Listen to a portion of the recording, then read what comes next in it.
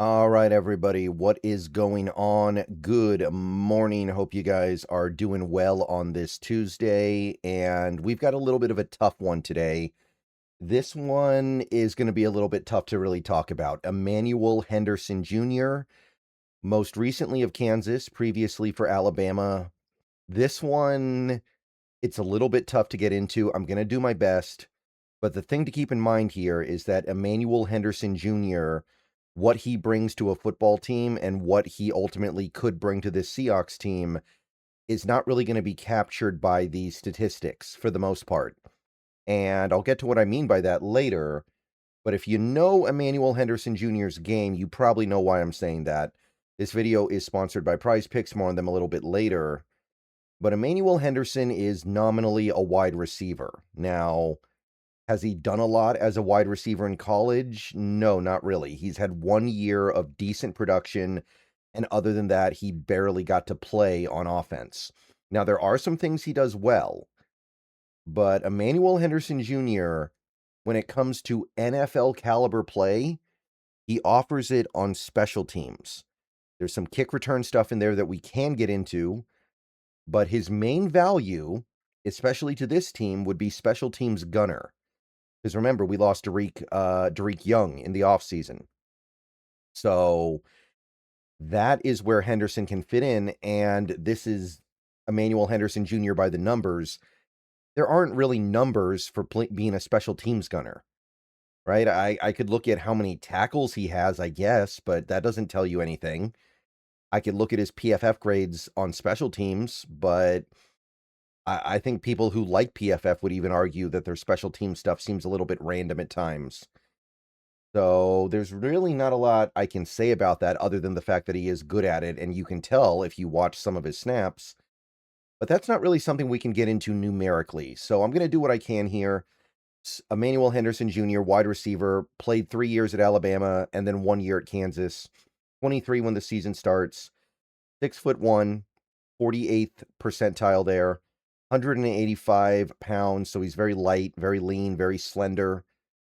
Kind of short arms, not incredibly short arms, but somewhat short arms, 31 inches, and baby hands, 8 3/8. He's got some of the smallest hands in the history of the receiver position for the combine. Testing was mixed at best. He ran a 4.44, which is good. 73rd percentile is good, but remember how small he is. And he's not that quick. The 1.56 10-yard split's not very good. 35-inch vert and 10-foot broad are not really what you're looking for. They're okay. But okay is not cutting it when you're 185 pounds. So not off to a great start here with Henderson. And you're not going to find a lot in the first 2 seasons he played. He did suit up all 12 games for Alabama in 2022, but he only played 35 snaps offensively, had 1 catch for 14 yards with 3 yak, so 11-yard A-dot, I guess. And he had 1 kick return for 8 yards, and he also had 1 penalty. So we're not going to learn anything from that, right? He was almost exclusively on the field as a run blocker, which tells you that he was basically on the field in garbage time, probably, when Alabama was just running out the clock.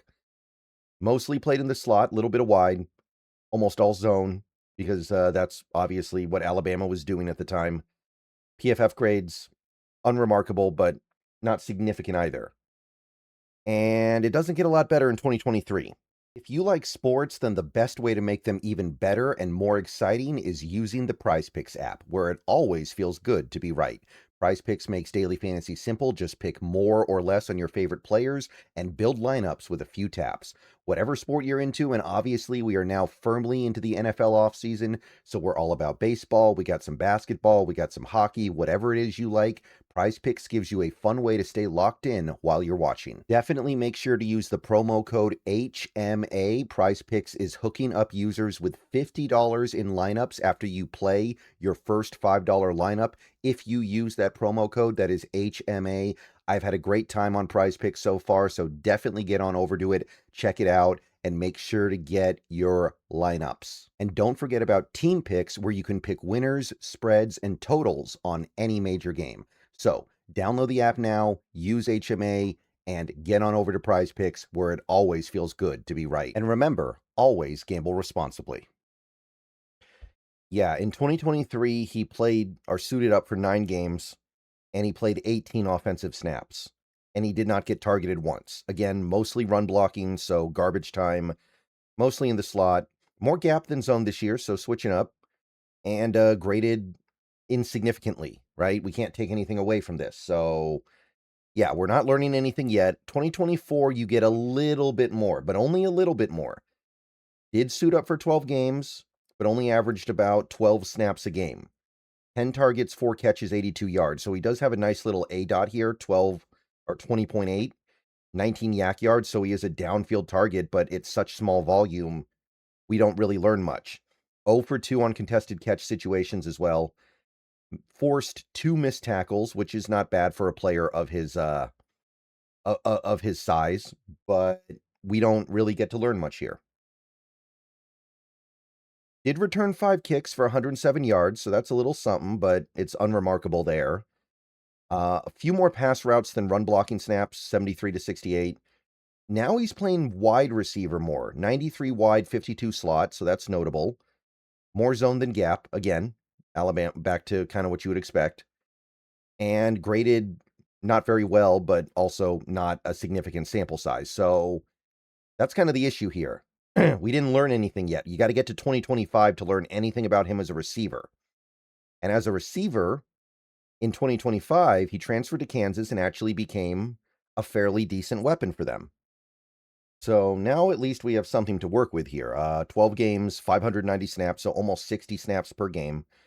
68 targets, so now he's getting some action here. 45 catches, 766 yards. It's a real season. It's a meaningful impact on a passing game for sure. Remember, this is Kansas. This is not some super high-powered passing attack here. 314 yak yards, 5 catching touchdowns, 4 drops, which on 45 catches, 4 drops is a little bit concerning. 15-yard average depth of target, though, so it's a little bit more understandable because he's more of a downfield target. Having a lower success rate is okay if you're making bigger plays. Also 6 for 8 in contested catch, which is quite good. So even though he's small and has small hands, he is surviving contested catch fairly well. 1 interception when targeted, by the way. That's what that means. On his 68 targets, there was 1 interception. 3 missed tackles forced, so not a lot there. For some reason, that completely disappeared from his game. And he also had 18 kick returns for 455 yards and a touchdown, which is quite good. That's actually, that plays. That could play at the NFL level, although I don't think the Seahawks need that because they got Shaheed and Price. But hey, it's reinforcing that part of the team. And 1 penalty. I think it came offensively, but I'm not sure. But now you can see he's actually being used like a wide receiver. 332 pass routes, 242 run block snaps, 4 runs. By the way, he got 4, I think it was like jet sweeps. Mostly wide. 404 snaps wide, only 170 in the slot. So a mix of both, but a lot of action as a wide guy. And, oh, this should read inline, not inside. Let me fix that. Yeah. 14 snaps in the backfield, 1 inline. A little bit more zone than gap, but a pretty similar number. Graded well, not extraordinary, but respectable grades. And that's it. So, yeah.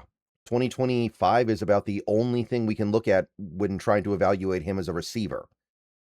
Now, real quick, just to mention it, special teams, yeah, he averaged like 2 snaps a game as a punt coverage guy, and he was graded like an 84. So as near as we can tell anyway, he's good on that, although I will say his special teams grades from previous years were not that great. So your mileage may vary. But yeah, it's a little bit thin. It's hard to talk about. 45 games, although he barely played in most of them, less than 800 snaps, 79 targets, 50 catches, 862 yards, 336 yak. He doesn't get a ton of yak because he's more of a downfield guy. Average depth of target is almost 16 yards. 5 touchdowns, 4 drops, 6 out of 10 on contested catch situations, which is pretty good for a player like him. 1 interception, 5 missed tackles forced. 45 kick returns for 570 yards and a touchdown, and 2 penalties. You can see 414 pass routes, 352 run blocks, and 4 runs. and lines up wide about twice as much as he lines up in the slot, so that's pretty good. That indicates maybe he can do that at the pro level, but hard to know. And more zone than gap, but quite a bit of both. So, yeah, that's Emmanuel Henderson. And I'm going to tell you this right now. We're not really going to be doing a tape study video with Henderson because the receiver stuff is thin and not that interesting. And the stuff that is interesting to us, and I'm going to reiterate this right now, his route to making the team is as a gunner. That's not really something I can do tape study on, at least not in the traditional sense, at least not the way I do it. That might be something I do later, but I don't really care to look at Henderson as a receiver when it's basically a foregone conclusion there's no path to him making this team as a receiver. So I'm probably just not going to do the tape study stuff. But that's Emmanuel Henderson for you as a receiver. Pretty forgettable, but that's not really why you drafted him. And I do think Henderson has a chance of making the team over Cody White because of the special team stuff, but not going to be easy. He's got to compete with Ricky White III, too. All right, I'll see you guys later. Go Hawks. Another video coming in a few hours.